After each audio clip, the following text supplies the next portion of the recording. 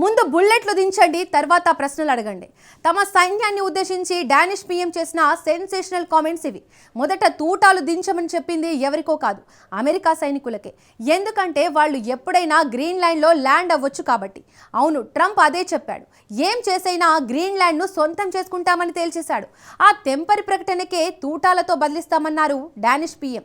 అంతేకాదు, అమెరికా అడుగు ముందుకేస్తే నాటో అంతమే అంటూ క్లియర్ కట్ కామెంట్ చేశారు ఆమె. ఇంతకు గ్రీన్ ల్యాండ్ కేర్ ఆఫ్ గా అసలేం జరుగుతోంది? అమెరికా సేనలు కనిపిస్తే కాల్ చేయమని డానిష్ సీఎం ఎందుకన్నారు? నాటో కూటమి అంతం వ్యాఖ్యల వెనుక మర్మం ఏంటి? Let's watch.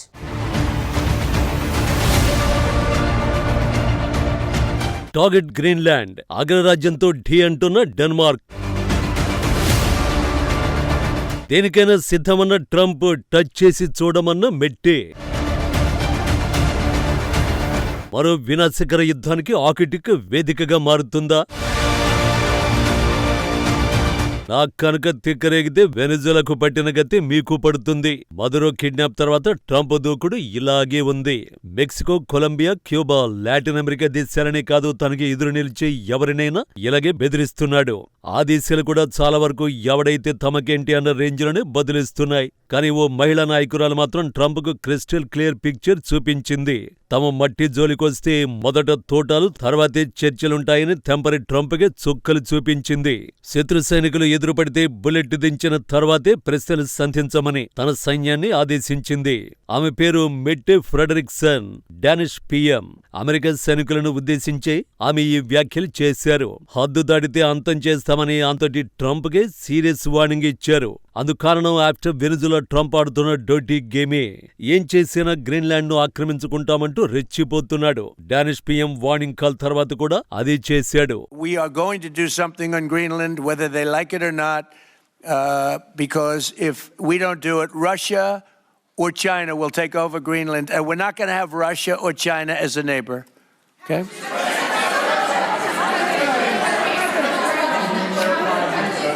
I would like to make a deal, the easy way, but if we don't do it the easy way, we're going to do it the hard way. If you take a look outside of Greenland right now, there are Russian destroyers, there are Chinese destroyers and bigger, there are Russian submarines all over the place. We're not going to have Russia or China occupy Greenland, and that's what they're going to do if we don't. So we're going to be doing something with Greenland, either the nice way or the more difficult way. ఇది Greenland విషయంలో Donald Trump recent comment. అక్కడి ప్రజలకు నచ్చినా నచ్చకున్నా ఈ విషయంలో ముందడుగేస్తామని స్పష్టం చేశాడు. లేని పక్షంలో ఆ ప్రాంతాన్ని రష్యా లేదా చైనా స్వాధీనం చేసుకుంటాయని ఆరోపించాడు. రష్యా, చైనాలను తమ పొరుగు దేశాలుగా ఉండడానికి కోరుకోవడం లేదని ప్రకటించాడు. చర్చల ద్వారా గ్రీన్లాండ్ ను పొందాలని తాము అనుకున్నామని, కానీ అది సాధ్యం కాకపోవడంతో కఠిన మార్గాల్ని అనుసరించాల్సి వస్తుందని తేల్చి చెప్పాడు. గ్రీన్లాండ్ చుట్టూ ఉన్న జలాల్లో ఇప్పటికే చైనా, రష్యా తమ నౌకలను మోహరించి ఉన్నాయని, అమెరికా గ్రీన్లాండ్ ను స్వాధీనం చేసుకోకపోతే ఆ పనిని చైనా, రష్యాలు చేస్తాయని ఆరోపించిన ట్రంప్, అందువల్లే గ్రీన్లాండ్ ను స్వాధీనం చేసుకోవడానికి కఠిన మార్గాలను ఎంచుకోవడానికి కూడా తాము సిద్ధంగా ఉన్నామని చెప్పుకొచ్చాడు. ఆర్కిటిక్ ప్రాంతంలో ప్రత్యర్థులను ఎదుర్కోవడానికి దానిపై నియంత్రణ అవసరమన్న ట్రంప్, దీనిపై చర్చలు జరిపేందుకు త్వరలో గ్రీన్లాండ్, డెన్మార్క్ నేతలతో అమెరికా విదేశాంగ మంత్రి రూబియో భేటీ అవుతాడని తెలిపాడు.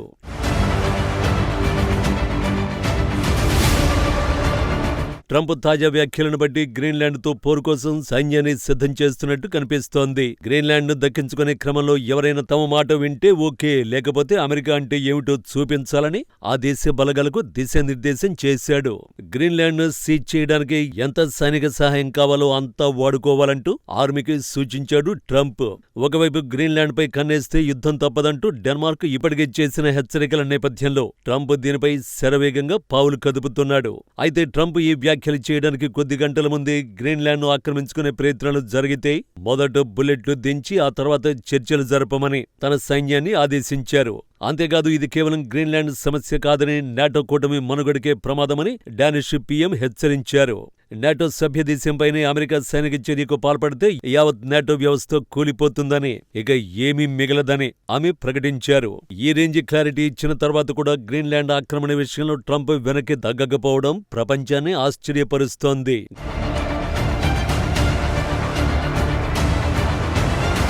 గ్రీన్లాండ్ అమెరికా భద్రతకు ముఖ్యమని ట్రంప్ చెబుతున్నాడు.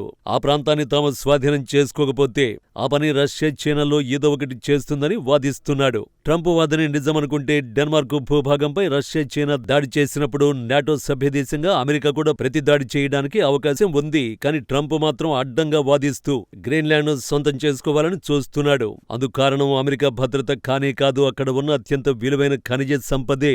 గ్రీన్లాండ్ కేవలం మంచుగడ్డ కాదు, అదొక వ్యూహాత్మక నిధి. అవును, గ్రీన్లాండ్ లో అపారమైన సహజ వనరులున్నాయి. ఎలక్ట్రానిక్స్, సెల్ ఫోన్లు, ఫైటర్ జెట్ల తయారీలో వాడే రేర్ ఎర్త్ మ్యాగ్నెట్స్ ఇక్కడ పుష్కలంగా ఉన్నాయి. ప్రస్తుతం వీటిపై చైనా ఆధిపత్యం నడుస్తోంది. దాన్ని దెబ్బతీయాలంటే అమెరికాకు గ్రీన్లాండ్ కావాలి, అక్కడి విలువైన ఖనిజాలు కావాలి. అంతేకాదు, గ్లోబల్ వార్మింగ్ తో ఆర్కిటిక్ మంచు వేగంగా కరుగుతూ ఉండడంతో కొత్త షిప్పింగ్ మార్గాలు తెరుచుకుంటున్నాయి. ఈ ప్రాంతంపై పట్టు సాధిస్తే రష్యా చైనా కదలికలను నియంత్రించొచ్చు. గ్రీన్లాండ్ లో ఇప్పటికే అమెరికాకు చెందిన తులే ఎయిర్ బేస్ ఉంది. ఇక్కడి నుంచి ఉత్తర అమెరికా పైకి వచ్చే మిస్సైళ్లను సులువుగా పసిగట్టొచ్చు. ఈ ద్వీపం గనక అమెరికా చేతికి చిక్కితే అన్ని రకాలుగా అమెరికాకు తిరుగుండదు. అందుకే ట్రంప్ ఇంతలా పట్టుబట్టాడు. కానీ గ్రీన్లాండ్ లో గ్రౌండ్ ఆపరేషన్ కు దిగితే మాత్రం అది ఎక్కడికి వెళుతుందో ఊహించడం కూడా కష్టం. ఎందుకంటే తమ భూభాగం విషయంలో ఎంత దూరం వెళ్లడానికైనా డెన్మార్క్ సిద్ధపడుతోంది. అందుకు షూట్ ఫస్ట్ ఆదేశాలే బెస్ట్ ఎగ్జాంపుల్.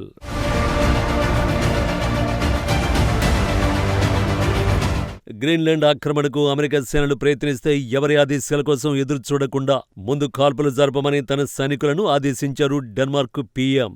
ఇది 1952 నాటి రూల్. 1940లో నాజీ జర్మనీ దాడుల అనుభవంతో రూపొందించిన నిబంధన. కమ్యూనికేషన్ తెగిపోయినా శత్రువు కనిపిస్తే తక్షణం స్పందించేందుకు వీలుగా షూట్ ఫస్ట్ నిబంధన తెచ్చారు. ఆ తర్వాత దీని అవసరం డెన్మార్కుకు రాలేదు. ఇప్పుడు అమెరికా సవాలుతో ఆ నిబంధనను మరోసారి తెరమీదికి తెచ్చారు. డెన్మార్క్ పీఎం మెట్టే ఫ్రెడరిక్సన్ హెచ్చరించినట్టుగా అమెరికా తన మిత్రదేశం డెన్మార్క్పై దాడి చేస్తే నాటో కూటమి అంతమైపోతుంది. ఫలితంగా వరల్డ్ వార్ II తర్వాత ఏర్పడిన ప్రపంచ భద్రతా వ్యవస్థే కుప్పకూలిపోతుంది.